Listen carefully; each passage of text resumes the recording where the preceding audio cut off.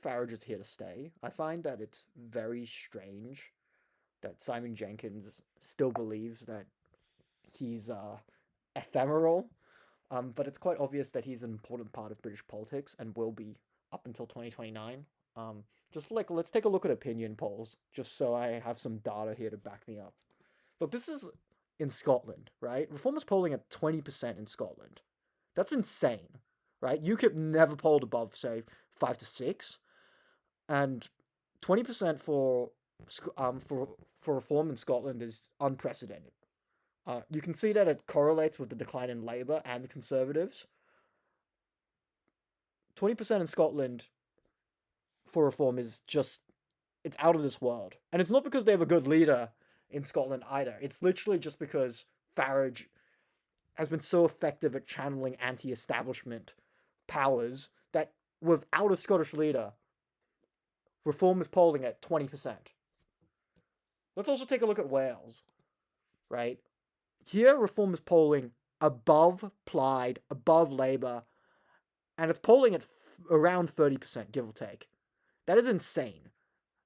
As you can see, it would give it the most seats in the Senedd.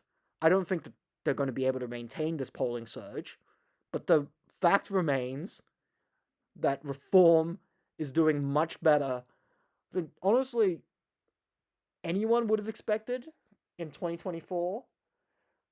If you put this back 18 months, no way reform is doing this well, right? The funny thing is that in Wales as well, reform does not have a leader. So the question remains, why is this occurring? Well, it's because Labour have basically imploded, and the result is that even if you want to say Labour have done well in government, they have not done well in communication.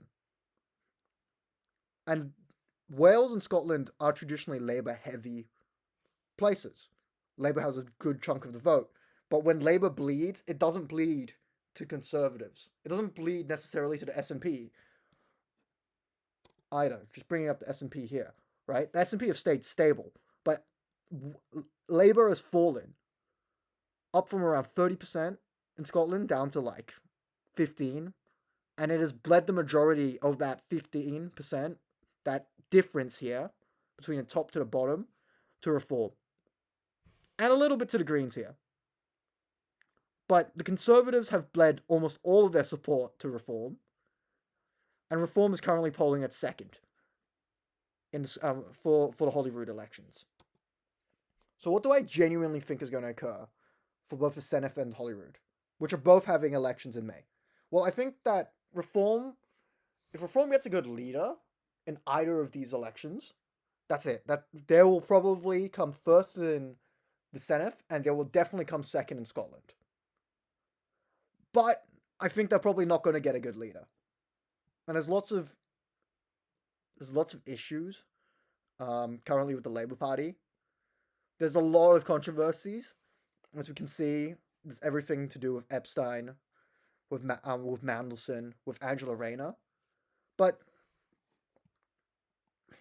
when it comes down to it, what do we really expect to happen? I think we're going to see the S&P implied still coming first.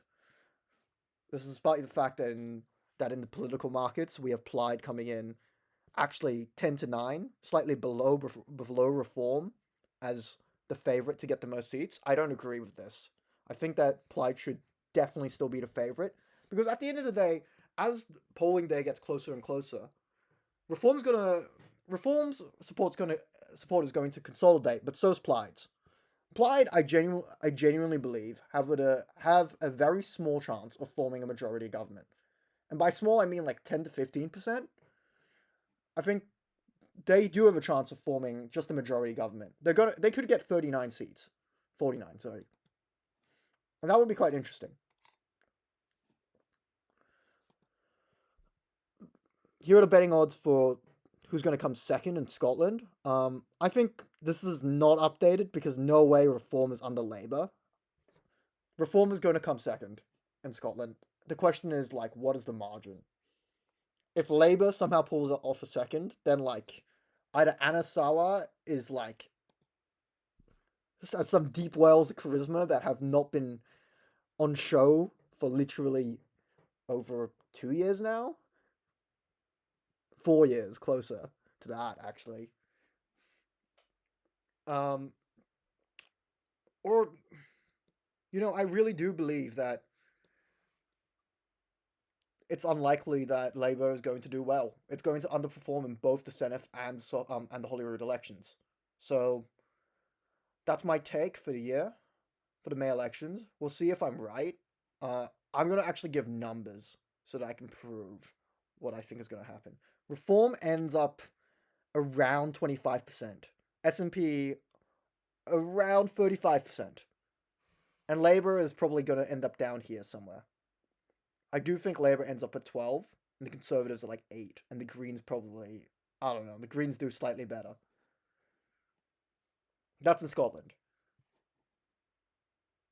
I reckon Plaid comes first, Reform comes second here. Plaid probably gets 35 to 40% of the vote. I want to say 37% of the vote exactly. Reform comes in at around 34% of the vote. It's very close, I think. Labour is going to drop all the way. I think honestly Labour drops to 10. 10. The Conservatives probably drop to like 9 or 8. And the Greens probably outpoll Labour. I think that this trajectory continues. I might be wrong. I might look like an idiot, but if Labour underperforms the Greens, I will look like a genius. So we'll see what happens. All right, that's me for the day. I hope you guys have a great day and see you soon.